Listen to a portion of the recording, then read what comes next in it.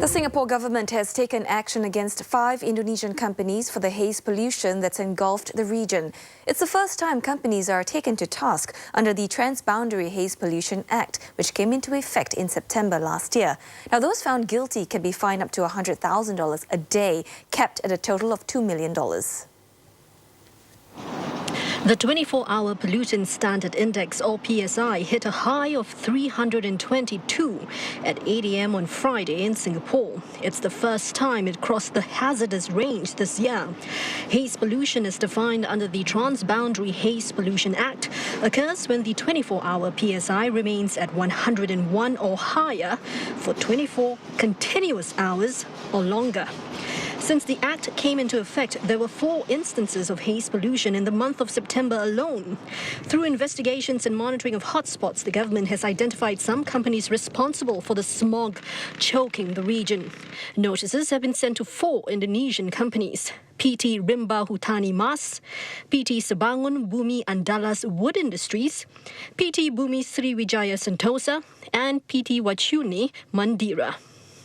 They've been asked to deploy firefighting personnel to put out or prevent the spread of any fire on land owned or occupied by them, stop the burning activities, and submit to Singapore's National Environment Agency a plan of action to put out the fires and prevent a recurrence. Another Indonesian firm with an office in Singapore, Asia Pulp and Paper Company, has been asked to furnish information on its subsidiaries in Singapore and Indonesia, as well as measures taken by its suppliers to put out the fires.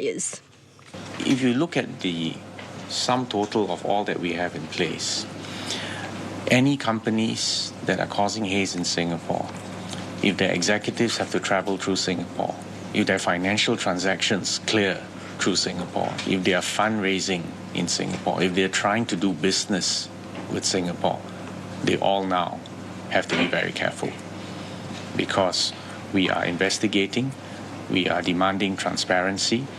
And just as important is not just the government alone, but the people who also now have have the option of taking civil action against these companies, who are also watching and are also adducing evidence. Now, the Singapore government is also putting further economic pressures on errant companies. It's reviewing its procurement practices to weed out the errant companies and only do business with the more sustainable ones. This means that companies will have to be more transparent about things like their farming practices as well as their supply chain. As far as possible, this will take into account the practices of their suppliers in their logistics chain to ensure that they meet both social and environmental standards. We will therefore expect companies to be more transparent about their supply chains, particularly those involved in the palm oil and forestry sectors. And ultimately, the objective of all these measures is to ensure that errant companies must know that there is a price to be paid for damaging our health, the environment, and our economy. Singapore authorities are continuing investigations. Dr. Balakrishnan stressed the haze is not a natural disaster but a man-made problem that should not be tolerated.